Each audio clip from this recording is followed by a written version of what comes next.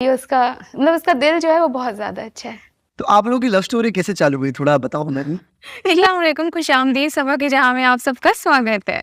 अच्छा, तो ये कैसे ये इंट्रो ऐसे उधर ना यूट्यूब पे हर एक इंसान बहुत परफेक्ट चीज़ें दिखाता है। मेरा ये था कि मेरी जो चीज़ थी वो नहीं बनी थी। मैंने उसका पूरा प्रोसेस डाल के रख दिया कि मैं आज फर्स्ट टाइम ये चीज़ ट्राई कर रही हूँ, लड्डू बनाना। नहीं बन रहे हैं, ऐसा भी होता है ना, सब तो बना के डालते हैं कि इस तरीके से बनाया, लेकिन ऐसे भी लोग हैं जिनका नहीं बनता, तो वो मैंने डाला। ज्यादातर वैसे होते हैं। तो मैंने वो रियल डाला। फर्स्ट टाइम मैंने सोचा कि मैं ये नहीं सोचूंगी कि लोग मुझे ये बोलेंगे इसे कुकिंग नहीं आती है, क्योंकि जाहिर सी बात है लोग आपको जज करेंगे कि तुमसे कुछ नहीं बनता है, ये ऐसा है वैसा है। मैंने कुछ नहीं सोचा, मतलब ऐसा चला आ रहा है, हर जगह फिल्म्स में दिखाएंगे, सीरियल में दिखाएंगे, कुछ ना कुछ दोनों के बीच में अनबन रहेगी रहेगी। लेकिन टचवुड मेरे और भाभी के केस में ऐसा बिल्कुल भी नहीं है। भाभी बहुत ज़्यादा ही अच्छी है, और इसका रीज़न दोनों भाई भी अच्छे हैं, भाभी भी अच्छी है। मेरा ये मानना है कि जब भाभी को मुझसे मिलाने वाले या मुझे भाभी से मिलाने वाले भाई हैं, वो जिस तरीके से उनके मतलब हमारी इमेज बनाएंगे या जैसा उन्हें समझाएंगे भाई के लिए कितना हम मैटर करते हैं, उस हिसाब से फिर भाभी, क्योंकि वो तो एक दूसरी फैमिली से आती है, उन्हें नहीं पता कि कैसे किसके साथ रहना है, क्या करना है, किसका कैसा बॉन्ड है। तो भाई जब इतना ज़्यादा मोहब्बत करते हैं, वो चीज़ भाभी ने भी देखी, वो चीज़ समझी, तो भाभी ने भी भाई से कई गुना ज़्यादा मोहब्बत थी। और ऐसा हमेशा भी नहीं होता है, बहुत से ऐसा होता है कि भाई अच्छे होते हैं लेकिन भाभियाँ नहीं अच्छी होती हैं, या फिर बहुत जगह ऐसा होता है कि दोनों अच्छे होते हैं लेकिन नंद नहीं अच्छी होती है, उसको भी कुछ प्रॉब्लम क्रिएट करानी ही होती है। तो लेकिन टचवुड हम लोगों के केस में ऐसा नहीं है, सब ने अपना अपना रोल बहुत अच्छे से निभाया है। एट द एंड हर कोई एक दूसरे की खुशी चाहता है। अगर हम दोनों आपस में लड़ेंगे तो टेंशन भाई को होगी, या हम और भाई लड़ेंगे तो भाभी को होगी। तो अगर हर एक इंसान हर एक के बारे में सोचेगा कि लाइफ में टेंशन नहीं चाहिए, सब मिलके रहे, कुछ अच्छे अंदर ठीक नहीं है, आपका मोटिवेशन जा रहा है, आप फ़ोन देखोगे और वहाँ पे लिखा रहेगा मोटी, या बात खाती रहती है, या जो भी XYZ कुछ आता नहीं है, तो लगता है अभी क्यों। फिर बीच में ऐसा होने लगा कि सनी फ़ोन ले। हेलो दोस्तों, कैसे हैं आप सब। तो हम हाजिर हुए हैं आपके लिए एक और नई वीडियो के साथ, जिसमें बहुत मज़ा आने वाला है, जिसमें आज हम सबा इब्राहिम का इंटरव्यू देखेंगे और उनसे कुछ अच्छे से सवाल किए जाएंगे और उसका वो बहुत खूबसूरती से जवाब देती हैं। तो चलिए दोस्तों, वीडियो को स्किप बिल्कुल भी मत करिएगा, हम भी इंटरव्यू का मज़ा लेते हैं और आप भी लीजिएगा। और सबा इब्राहिम अपने बारे में बहुत कुछ बताने वाली हैं। तो चलिए दोस्तों, वीडियो शुरू करते हैं। थैंक यू सो मच सबा यहाँ आने के लिए। बहुत बहुत खुशी हुई आपसे मिलके इतने टाइम बाद। आपको थैंक यू, आपने मुझे बुलाया। मतलब आपके पॉडकास्ट में इतने बड़े बड़े लोग आ रहे हैं, उसमें मुझे भी अगर आपने कंसिडर किया तो आपको थैंक यू इस चीज़ नहीं का। नहीं, ये एपिसोड के लिए तो मुझे बहुत एक्साइटमेंट थी, क्योंकि हमने कभी ना कैमरा के सामने ऐसे बात नहीं की आपके व्लॉग्स के अलावा। नहीं की है। हाँ, तो पहली बार हम प्रॉपर बैठ के बातचीत करेंगे आज अच्छे से, तो वेरी एक्साइटेड। मैं आपको पता, जितना आप मुझे जानते हैं, बड़ा डर लगता है इंटरव्यू से। मुझे एक दो बार ही आपने कहीं देखा होगा बात करते हुए, क्योंकि या तो ज़्यादा या तो बहुत कम बोलती हूँ, तो ज़्यादा ही बोल देती हूँ, तो मुझे लगता है पता नहीं कौन सी कॉन्ट्रोवर्सी बनेगी, इसलिए मैं अवॉइड करती हूँ। लेकिन चलो, आपका था तो मैंने कहा मिनट के उसमें तो जाना ही है। और थैंक यू सो मच। और एक और चीज, हमारे वहाँ बहुत ज्यादा ही बोलना, बहुत कम मत बोलना। अच्छा, दिल खोल के बोल। दिल खोल के बोलना, ठीक है। सबा, आपका एक इंट्रो है ना जो आप हर वीडियो में बोलते हो, एक बार बोल के दिखाओगे? ओके। हाय फ्रेंड्स, अस्सलाम वालेकुम, खुशामदीद सभा की जहाँ में आप सबका स्वागत है। अच्छा, तो ये कैसे, ये इंट्रो कैसे बनाया? इंट्रो मुझे था कि कुछ यूनिक होना चाहिए, क्योंकि ये था कि अब यूट्यूब पे आ रहे हैं, ऑलरेडी सब इतने बड़े बड़े यूट्यूबर्स बैठे हैं, तो सबका एक कुछ ना कुछ एक इंट्रो होता है। तो मैंने कहा मैं क्या अपना बनाऊं, मैं क्या बनाऊं। तो पहले ऐसे किसी का होता है ना, किसी का चैनल का नाम होता है एस वर्ल्ड कर देते हैं, या लाइफ ऑफ समथिंग समथिंग करते हैं। तो मैंने कहा मेरा थोड़ा ऐसा नेचुरल है, मुझे थोड़ा सा शायरी पसंद है, उर्दू, ये सारी चीज़ें, तो मैंने सोचा सबा का जहाँ करते हैं। यस, तो इस वजह से। तो आपकी ये यूट्यूब की जर्नी कैसे स्टार्ट हुई? यूट्यूब की जर्नी मेरे लॉकडाउन के टाइम पे स्टार्ट हुई थी, क्योंकि उस टाइम पे कुछ भी करने के लिए नहीं था, सबकी लाइफ एकदम रुक गई थी। उससे पहले मेरे इंस्टाग्राम के कोलैबोरेशन वो सब चलते थे, लेकिन सब कुछ रुक गया था, तो पार्सल्स भी आना बंद हो गए थे। शीन के साथ मेरा कोलैबोरेशन था, वो आउटफिट वहाँ से आते थे, तो मुझे बड़ा एक अच्छा लगता था कि हाँ चलो ग्रो कर रही हो कुछ, लेकिन चाइना से ही वो सब वहाँ पे बंद हो गया। तो सब कुछ बंद, अब कुछ भी करने के लिए नहीं है। तो वो जब आप फ्री होते हो तो आपके माइंड में कुछ ना कुछ आइडियाज़ आते हैं, और मेरा शुरू से यही था कि कुछ ना कुछ करते रहना है, खाली नहीं बैठना है। जब जिस दिन से मतलब मुंबई आई थी, उस दिन से ये था कि आगे अब क्या करूँ, मतलब भाई भाभी थे वो लोग, आप जानते ही हो, वो बहुत ज़्यादा सपोर्टिव है, हर चीज़ दिलाते हैं, सब कुछ करते हैं। लेकिन मेरा एक पर्सनल ये था कि मुझे खुद से कुछ ना कुछ अर्न करना है, भले ही थोड़ा बहुत करना है। अम्मी का भी सपोर्ट था, तो वो करने के लिए फिर मैंने एक जॉब करी, फिर वो ट्रैफिक के चक्कर में, दूर जाने के चक्कर में 1-2 महीने वो किया, फिर वो भी छोड़ा। फिर मतलब जो मिल रहा था, यहाँ तक कि मतलब कॉस्ट्यूम स्टाइलिस्ट भी बन गई, जिसके बारे में कुछ भी नहीं पता था। बस मुझे ना ये शूटिंग का ये जो माहौल होता है ये बहुत पसंद था। मतलब फ्रंट कैमरा नहीं, बैक ऑफ द कैमरा, कि एडी बन जाऊं या क्रिएटिव बन जाऊं। लेकिन बिना एक्सपीरियंस के काम मुझे तो नहीं मिल रहा था मुंबई में, और भाई भाभी का मतलब सपोर्ट भी नहीं लेना चाहती थी कि वो क्यों किसी से ज़बान डाले। हो सकता है कोई ना भी दे कि ये नई लड़की को मैं तो बाहर बोलती भी नहीं हूँ, तो कोई कैसे आपको सेट पे रखेगा। तो मैंने खुद से सारे प्रोड्यूसर्स को मैसेज कर डाले। अभी देखती हूँ तो अभी डिलीट कर देती हूँ कि अभी तक किसी ने रीड नहीं करे। जिसके भी इंस्टाग्राम में दिखते थे मुझे कोई फेमस लोग, चाहे वो एकता कपूर लोग हो, उनसे मैसेज, प्लीज मुझे काम दे दो। ऐसे मैंने मतलब भीख भी मांगी है लिटरली कि आप मुझे बिना पैसे के सेट पे रख लो। इत्तेफाक से फिर एक बार कोई क्रिएटिव ने मुझे देख लिया और बोला कि ठीक है आप इसको कांटेक्ट कर लो। जब उनसे बात की तो उन्होंने बोला कि मतलब आप जो काम मांग रहे हो वो तो नहीं है बिना एक्सपीरियंस के, आप कॉस्ट्यूम स्टाइलिस्ट के असिस्टेंट बन जाओ। तो वो तो बड़ा मुश्किल काम था, क्योंकि आप मतलब मुझे जानते हो थोड़ा सा उस टाइम तो, और आज से 4-5 साल पहले तो और शहर में रहना, तो वो शूटिंग में एकदम चले जाना वहाँ पे, उनका मतलब बहुत डर लगता था मुझे वो काम करने में, क्योंकि शूटिंग में कभी कुछ दुपट्टा ऊपर नीचे मैच हो गया या नहीं वो चीज़ आ पाई, डांट भी पड़ जाती थी, वो सारी चीज़ें। तब भी मैंने किया, लेकिन मेन ट्रैफिक के चक्कर में, क्योंकि 12 घंटे शूट पे रहना, फिर उसके बाद 2 घंटे जाना 2 घंटे आना, लोकल में भी डर लगता था, तो वो मेरी तबीयत ख़राब होने लगी, तो वो छोड़ा। उसके बाद फिर ये इंस्टाग्राम का काम चला, और जब ये रुका, फिर जब लॉकडाउन आया, जब कुछ नहीं करने को था, तो फिर ये आया कि अभी यूट्यूब पे वीडियो बना के डाल देते हैं। तो यूट्यूब पे ग्रोथ इमीडिएटली मिल गई थी? हाँ, उसके 2 रीज़न है। मेन तो ये था कि ऑलरेडी भाई भाभी इतने फेमस थे, तो उन्होंने भी शेयर किया, और थोड़ा बहुत अपने आप को भी क्रेडिट दे देती हूँ कि थोड़ा सा मैंने फ़नी कंटेंट बनाया था। तो मेरा ये था कि हर कोई उधर ना यूट्यूब पे हर एक इंसान बहुत परफेक्ट चीज़ें दिखाता है। मेरा ये था कि मेरी जो चीज़ थी वो नहीं बनी थी, मैंने उसका पूरा प्रोसेस डाल के रख दिया कि मैं आज फर्स्ट टाइम ये चीज़ ट्राई कर रही हूँ, लड्डू बनाना। नहीं बन रहे हैं, ऐसा भी होता है ना, सब तो बना के डालते हैं कि इस तरीके से बनाया, लेकिन ऐसे भी लोग हैं जिनका नहीं बनता, तो वो मैंने डाला। ज्यादातर वैसे होते हैं। तो मैंने वो रियल डाला। फर्स्ट टाइम मैंने सोचा कि मैं ये नहीं सोचूंगी कि लोग मुझे ये बोलेंगे इसे कुकिंग नहीं आती है, क्योंकि जाहिर सी बात है लोग आपको जज करेंगे कि तुमसे कुछ नहीं बनता है, ये ऐसा है वैसा है। मैंने कुछ नहीं सोचा, तो दोनों चीज़ें थी, भाई भाभी ने भी शेयर किया तो उससे ग्रोथ तो मिलनी थी, और प्लस अपने आप को भी क्रेडिट देना चाहिए इंसान को, तो मेरा कंटेंट भी थोड़ा फनी था, तो मिलने लगी थी ग्रोथ। तो आपका और शोएब भाई का मैंने बॉन्ड देखा है, बहुत क्लोज है, तो शोएब भाई के बारे में कुछ बताओ ना, बचपन से। भाई मतलब बहुत ज़्यादा केयरिंग। तो हमारे में जो 6 ईयर का जो डिफरेंस है, उसमें क्या होता है कि वो उनमें ना एक बड़े वाला फीलिंग है, केयरिंग वाला, ब्रदर वाला, वो सारी चीज़ें हैं। तो वो बहुत ज़्यादा केयरिंग थे शुरू से ही। मतलब बचपन में भी जबकि छोटे भाई बहनों में लड़ाई होती है, मारपीट होती है, हमारी नहीं होती थी। यहाँ तक कि स्कूल में अगर मेरे से लंच होता था तो वो एक आते थे, और मुझे जैसे अगर मैं कभी लंच भूल गई तो वो आके अपने दोस्तों को छोड़ के मेरी क्लास ढूंढ के और फिर मुझे वो देख के जाते। तो मेरी फ्रेंड भी बोलती थी कि तुम्हारे भाई कितने स्वीट है, हमारे भाई तो लड़ते मारते रहते हैं, होता ना बचपन में ऐसा।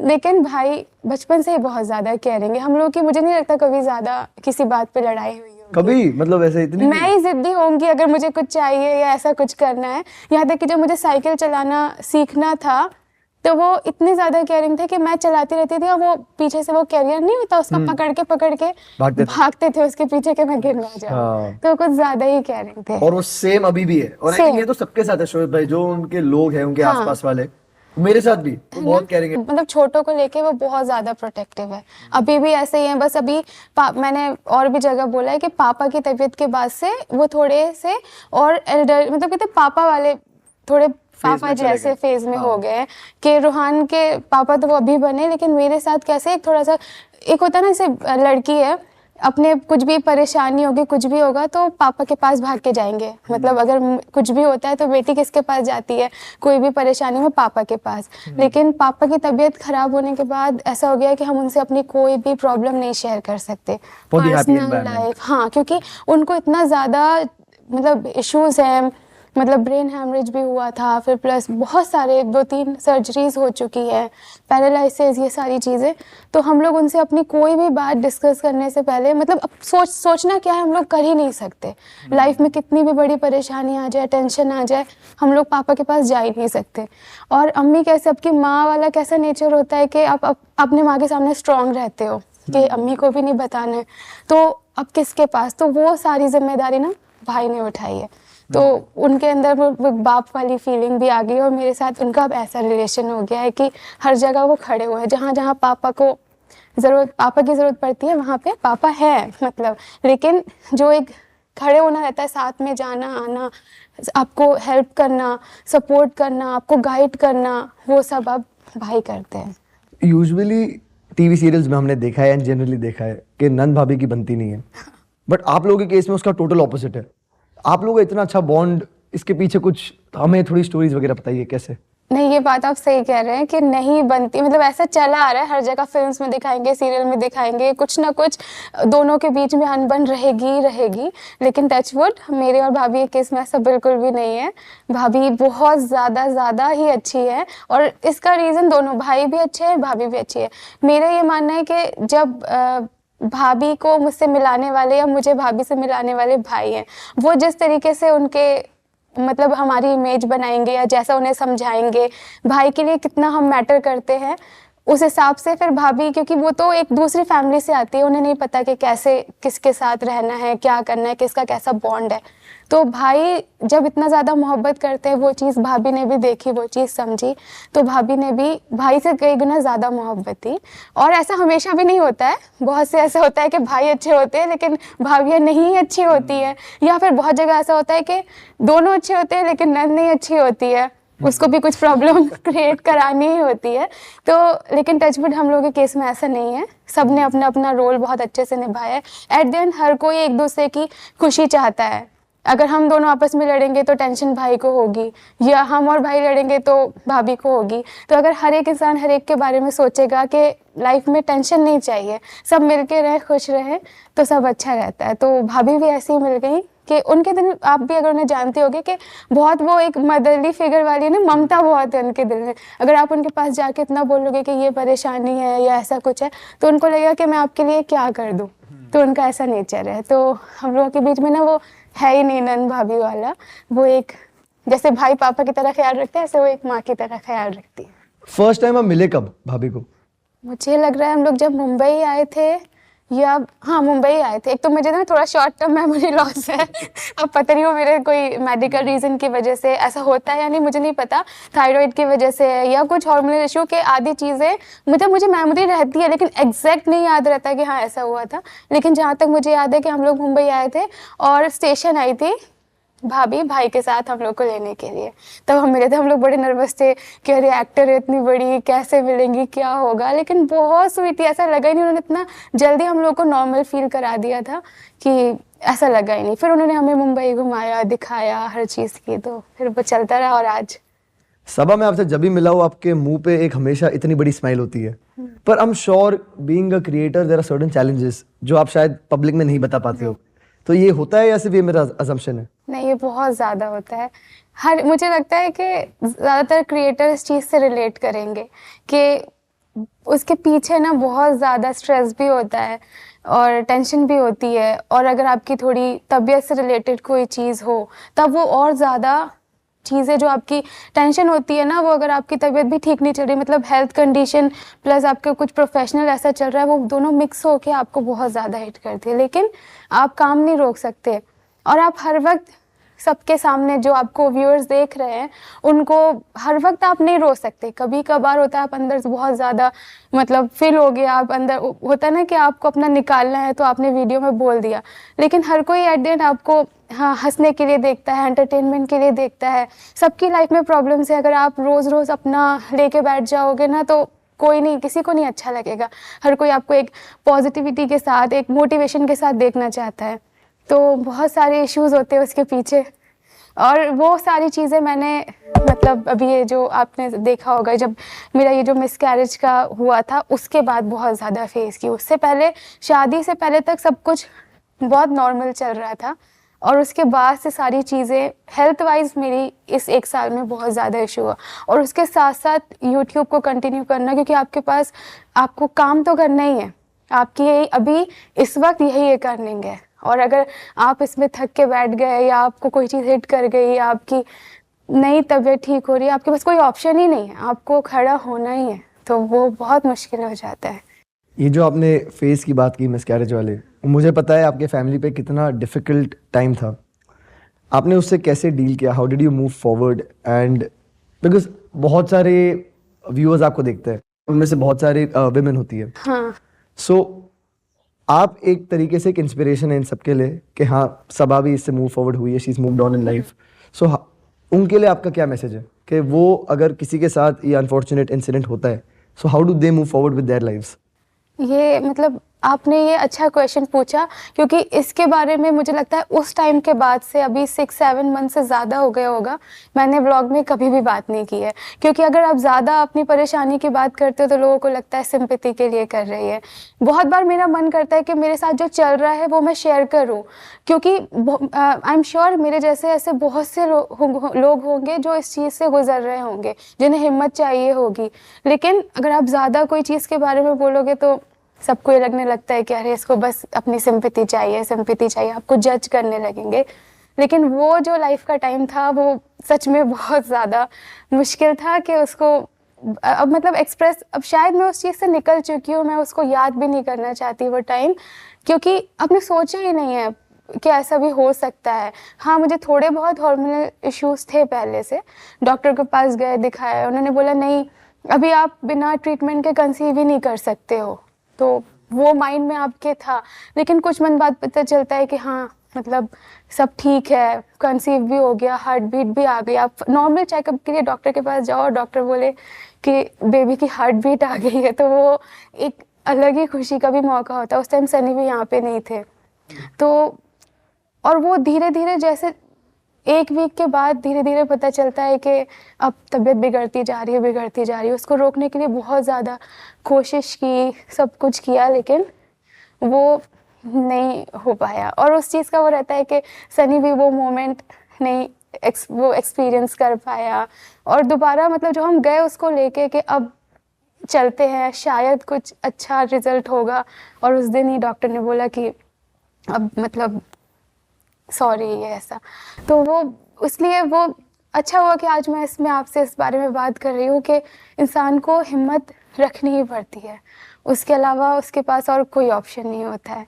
ऐसे बहुत से लोग हैं जिनके पास बेबीज़ नहीं हैं, जिनको 15-15 साल हो गए शादी के, तब भी बेबीज़ नहीं है, उनकी भी लाइफ चलती है और हिम्मत करनी पड़ती है। तो यही है कि वो उसके बाद से ना बहुत सारी हेल्थ कंडीशन जो है वो बिगड़ती गई।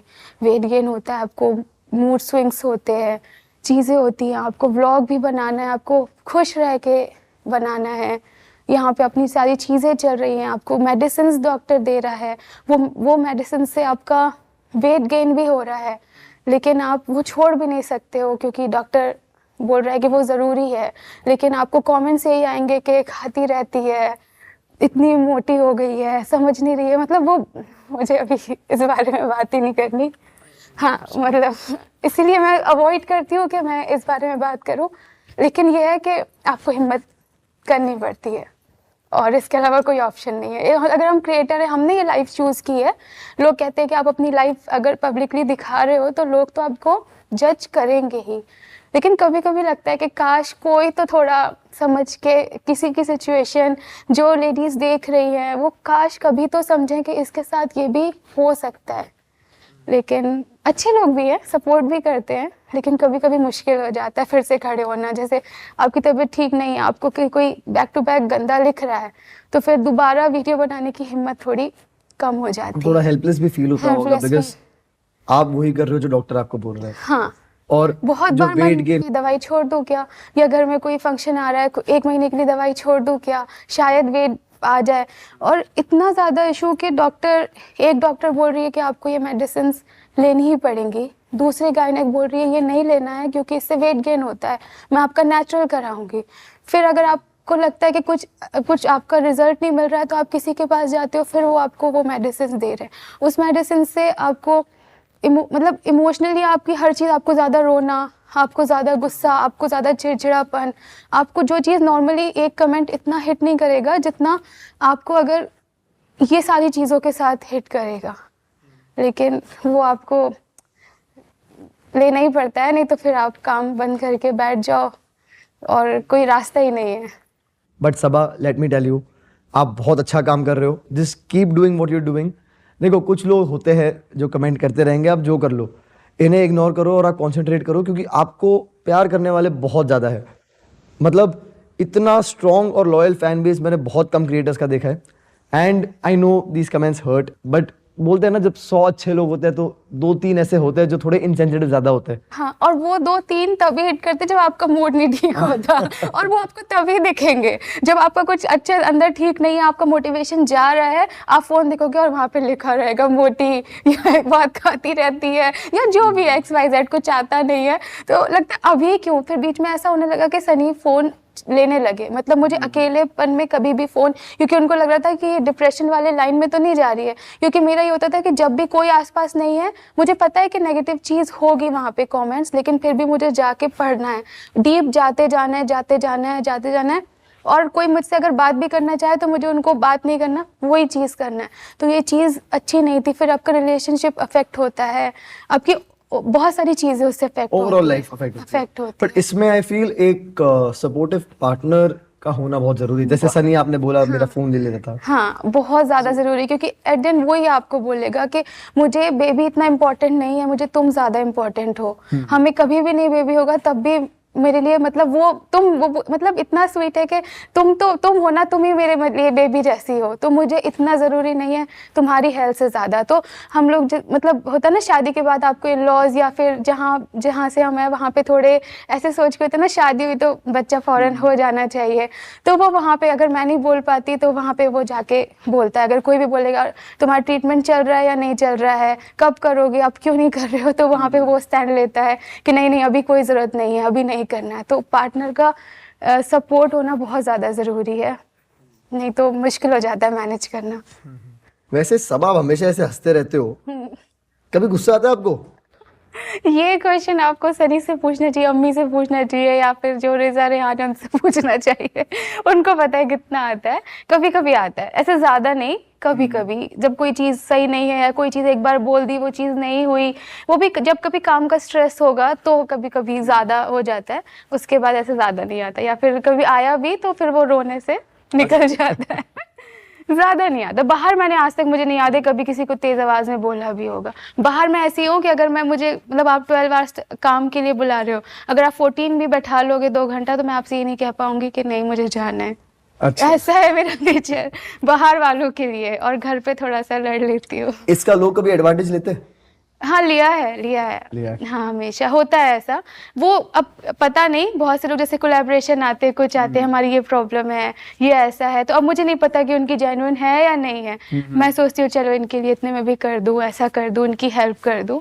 अब वो मेरा ये मानना है कि मैं अपना काम करती जाऊँ, सामने वाला एडवांटेज ले रहा है नहीं ले रहा है वो ऊपर वाले को दिख रहा है, तो अपना काम करना है। खुद अच्छे रहो, बाकी फिर हाँ। कर्मा पे छोड़ दो। करेक्ट। वैसे स्कूल में आपको ज्यादा डांट पड़ती थी या शोएब भाई को?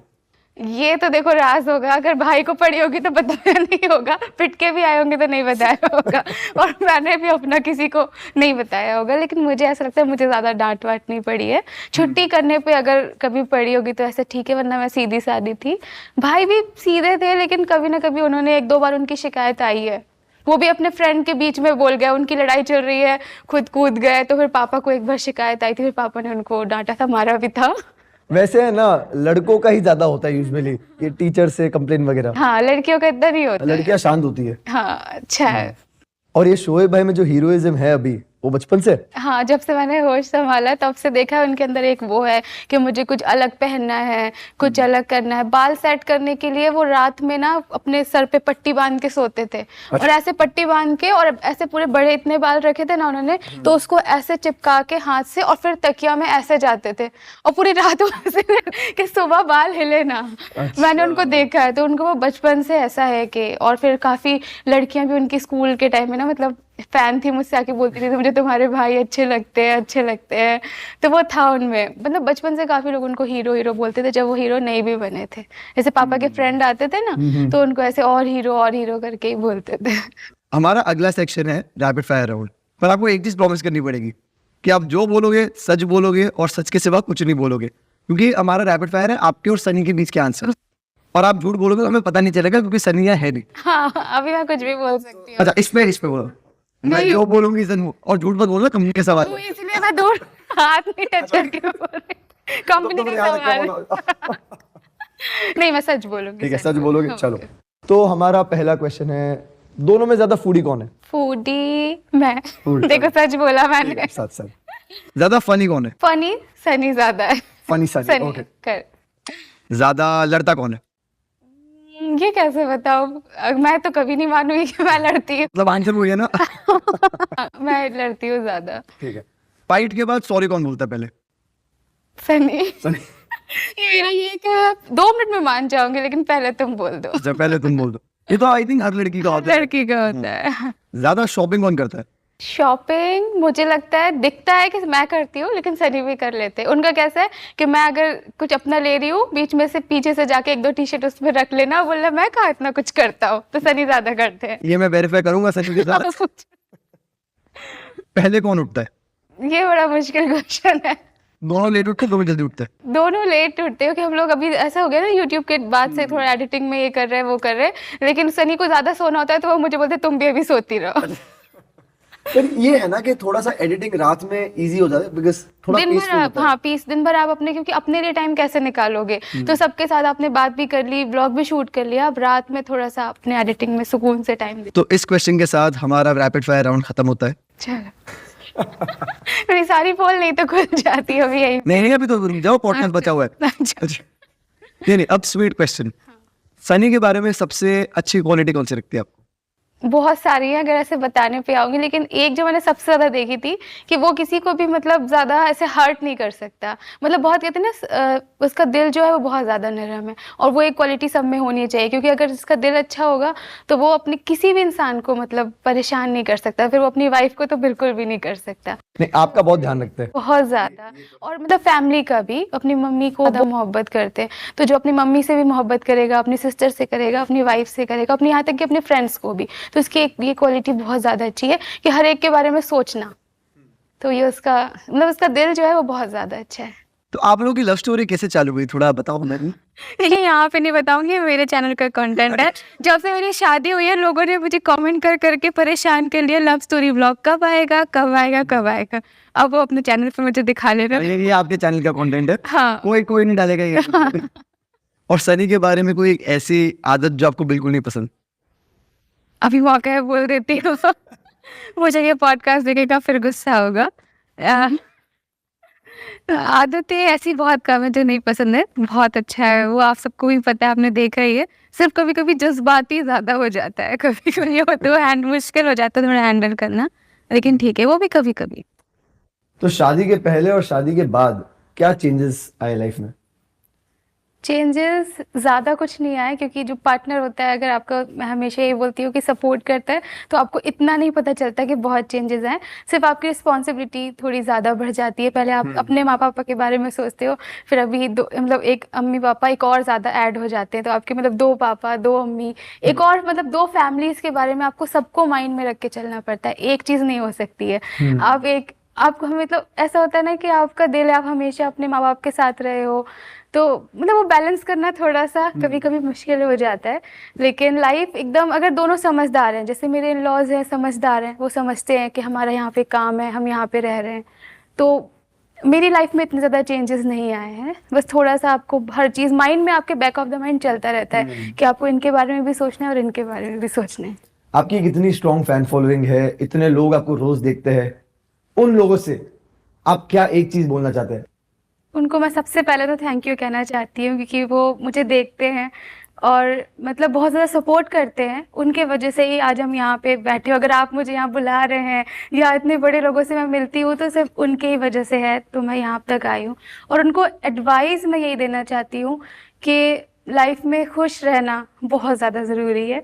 ऐसा मतलब आपने हर जगह सबको सुना होगा ये बोलते हुए कि अरे खुश रहो, लेकिन सच में खुश रहना कभी कभी बहुत मुश्किल हो जाता है। तो मैं उनको बार बार ये कहना चाहती हूँ कि लाइफ की प्रॉब्लम्स साथ साथ चलती जाएंगी। आप लोग हमें देखते हैं, हम कितने हैप्पी व्लॉग्स बनाते हैं, लेकिन हमारे साथ भी प्रॉब्लम्स हैं, लेकिन हम उसको हटा के खुश रहते हैं। और हमारा यही मकसद होता है व्लॉग्स बना के आपको दिखाने का या अपनी लाइफ शेयर करने का, कि हर बुरी चीज़ में आपको पॉजिटिव चीज़ ढूंढनी है, खुश रहना है। क्योंकि लाइफ बहुत छोटी सी है, इतने साल गुजर गए पता ही नहीं चलता। कि अभी अगर आप भी कोई भी सुन रहा होगा या देख रहा होगा, उसको इतना भी नहीं याद होगा कि उसकी इतनी लाइफ के इतने साल निकल गए, पता भी नहीं चले। तो लाइफ बहुत छोटी है, हमें उसको एंजॉय करते हुए चलना है। मुश्किलें आएंगी, लेकिन फिर भी हिम्मत रखनी है और बस मतलब हिम्मत नहीं हारनी है। तो इसी के साथ हमारा आज का एपिसोड भी यही खत्म होता है। Thank you so much for watching the episode and thank you so much Saba for coming here.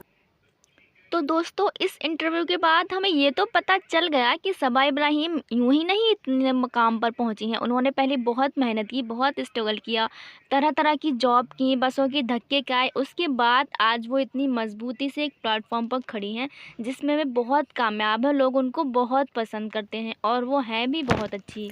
तो दोस्तों, ये थी आज की वीडियो, बहुत ज़बरदस्त। सबा इब्राहिम से कितने अच्छे अच्छे सवाल पूछे गए और बड़े सलीके से, बहुत खूबसूरती से उन्होंने जवाब दिए, जिसमें नंद भाभी के रिश्ते के बारे में उन्होंने बात की, अपने भाई के बारे में बात की, सनी के बारे में बात की, और सबसे इम्पोर्टेंट चीज़ उन्होंने बताया कि उनका फर्स्ट ब्लॉग कैसा था, जो उन्होंने लड्डू बनाए थे। तो बहुत ज़बरदस्त दोस्तों आज का इंटरव्यू था। आपको कैसा लगा बताइएगा। और अगर आपको हमारा कंटेंट, हमारा रिएक्शंस वीडियो पसंद आती हो तो आप हमारे चैनल को सब्सक्राइब करिएगा और ऐसे ही हमारे चैनल में आते रहिए। मिलते हैं आपसे नेक्स्ट वीडियो में, तब तक के लिए बाय बाय।